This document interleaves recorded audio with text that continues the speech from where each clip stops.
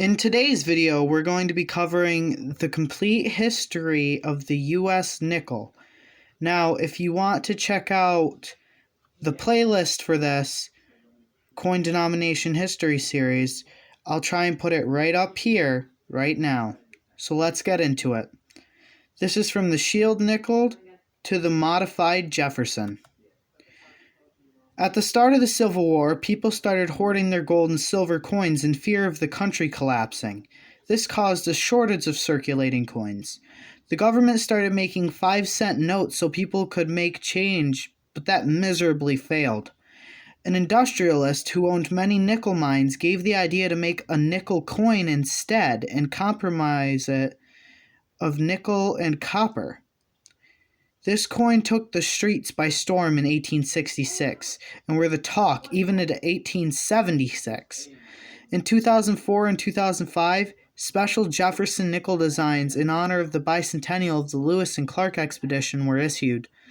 The 5-cent note was to bear a depiction of Clark, but Congress was appalled when the issue came out not with a portrait of William Clark, the explorer, but Spencer M. Clark, head of the Currency Bureau.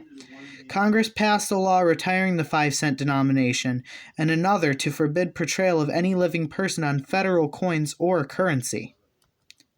So with that, we have the shield nickel from 1866 to 1883. It was the first ever nickel. It was difficult to produce owing to the hardness of the planchet. The coins were not of high quality, and the life of the striking dies was very brief. The rays were eliminated from the reverse design in 1867 in the hope of eliminating some of the production problems. The design change created confusion among the population. Many people assumed that one design or the other was a counterfeit, and the mint briefly considered abandoning the shield's design entirely. Cupro-nickel, 75% copper and 25% nickel, was what this coin was made out of, and it weighed 5 grams. This gave into the Liberty Head, or what we know now as V nickels, from 1883 to 1913. Criminals realized that the new nickel, which lacked the word cents, was close in size to the $5 gold piece, and if they were to plate the nickel with gold, it might be passed for $5. Some coins were given a reeded edge by fraudsters, making them appear more like the gold coins. Barber was told to modify his work, which he did, moving other design elements to accommodate the word cents at the bottom of the reverse. So up here you can see that they did not have cents on it, and down here he made it so it would. It is 21.21 millimeters in diameter and also weighs 5 grams. The 1913 Liberty Head nickel rarity. So over here we have a newspaper article. Now the Liberty Head nickel was replaced after 1912, and initially there was no indication that 1913 dated pieces with that design existed. In December 1919, a coin dealer, Samuel W. Brown, placed advertisements in coin publications, offering to buy 1913 Liberty Head nickels. The following August, Brown appeared at the annual American Numismatic Association, or ANA, convention, bearing such a piece. Brown claimed that a master die had been prepared for 1913, and that these pieces had been run off to test it. As it turned out, Brown possessed 5 coins, which he eventually sold. Today, 2 are on public display at the Smithsonian Institution in Washington and the ANN's Money Museum in Colorado Springs, while 3 are owned privately. The most recent sale of a 1913 Liberty Head nickel was in January of 2010, when one sold for $3,737,500 in an auction. The mint's records show no production of 1913 Liberty Head nickels, and none were authorized to be made. So, then we have the Buffalo or Indian Head nickel from 1913 to 1938. Theodore Roosevelt was president in 1904, who expressed his dissatisfaction with the artistic state of American coins and hoped to hire sculptor Augustus St. Gaudens to beautify them. Dies for the new design proved to break very quickly. Barber made proposed revisions, which Fraser approved after being sent samples. These changes enlarged the legend 5 cents and changed the ground on which the bison stands from a hill to a flat ground, which you can see here. This was the original design with the hill, and this is the flat ground, type 2. The last buffalo nickels were struck in April of 1938 at the Denver Mint, the only mint to strike them that year. The models for both the native on the front and the bison on the back are unknown. Fraser, the designer, stressed that it wasn't one native, but a type, and often made misleading statements on the buffalo model. It weighed 5 grams and was also 21.21 millimeters in diameter. Then we have the Jefferson nickel, 1938 to current. January 1938, the Mint announced an open competition for the new nickel design, with the winner to receive a prize of $1,000. On April 24th, Felix Schlag was announced as the winner. According to contemporary accounts, the Jefferson nickel was initially hoarded, and it was not until 1940 that it was commonly seen in circulation. This one was 21.20 millimeters in diameter and also 5 grams in weight. Then we have the Jefferson War nickel during World War II. Only some 1942 P&D nickels were made from the silver alloy.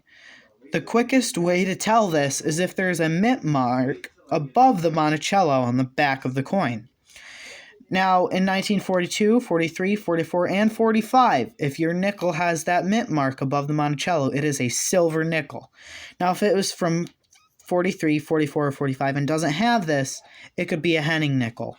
So I'm not going to discuss that too much now, but in a later video, I'm planning on discussing what a Henning nickel is and how to identify it.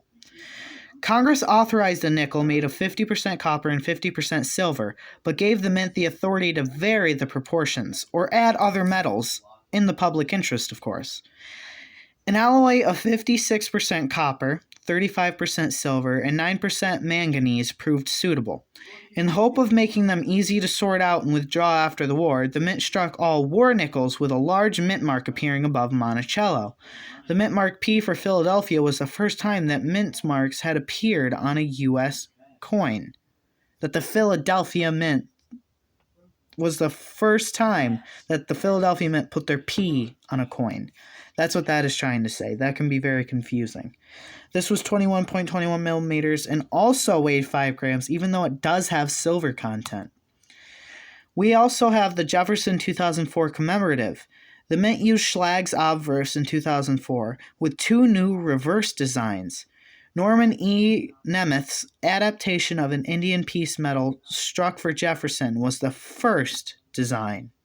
Second was an Al Maletsky of a keelboat, like that used by the expedition that Lewis and Clark went on. Then we have the 2005 commemoratives. The 2005 obverse was struck during that year only, with a design by sculptor Joe Fitzgerald based on Howden's bust of Jefferson. The legend Liberty on the obverse was traced from Jefferson's handwriting in drafting the Declaration of Independence. As the word is never capitalized in that document, Fitzgerald borrowed a capital L from Jefferson's other writings to make it correct. The reverse for the first half of the year depicted an American bison, recalling the buffalo nickel, and designed by Jamie Franke. The reverse for the second half showed a coastline with the words "Ocean in view, oh the joy," from a journal entry by William Clark, co-leader of the expedition. The Jefferson Modified. This one is from 2006 to current day.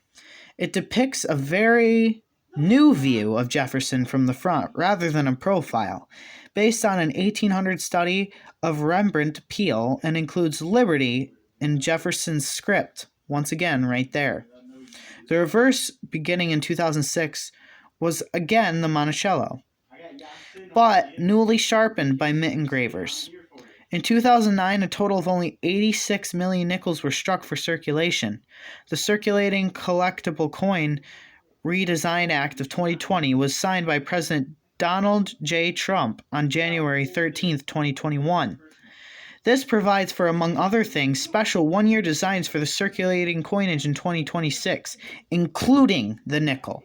So me as a coin collector is very excited for this and cannot wait. It's only 2 years away, and I want to see what they're going to do for this reverse design, and hoping I can get my hands on a very, very nice example. So, of course, with the nickel, like the penny, comes the increase in metal values. In the first decade of the 21st century, commodity prices for copper and nickel, which made up the 5-cent coin, rose dramatically, pushing the cost of manufacturing a nickel from 3.46 cents in fiscal year 2003 to 10.09 cents in fiscal year 2012, and it's much higher now in 2024. Meanwhile, in an attempt to avoid losing large quantities for circulating nickels to melting, the United States Mint introduced new interim rules on December 14, 2006, that criminalized the melting and export of pennies, which as of 2013 cost 1.83 cents to produce, and nickels. Violators of these rules can be punished with a fine of up to $10,000, 5 years imprisonment, or both. The rules were finalized on April 17, 2007. So fun fact, that was 3 days before I was born. Materials considered feasible for the 5-cent coin were nickel-plated steel, multiply-plated steel, and potentially another copper-nickel alloy, this time with 77% copper, 20% nickel, and 3% manganese. Due to its low value, the inconvenience of carrying and counting, and the fact that it costs more to make than it's worth, various commentators have proposed eliminating the nickel along with the penny. So this is some other nickel info I wanted to throw together because some people have questions about it. Now you can put 40 nickels in a roll, that is $2. You can get a box of nickels from the bank for $100, that gives you 50 rolls. The 1950D is the key date of the Jefferson Nickel Series, and mint marks are on the back of nickels until 1964. So you'll know if you have an older cent based on if the mint mark is on the reverse there, right next to the Monticello. That's an easy way to tell enders in a roll. So I really hope you guys enjoyed this video. I know I kind of rushed through it, but I don't think I need to do any longer than I have. So thank you so much. Have a great day, and I'll see you in the next one.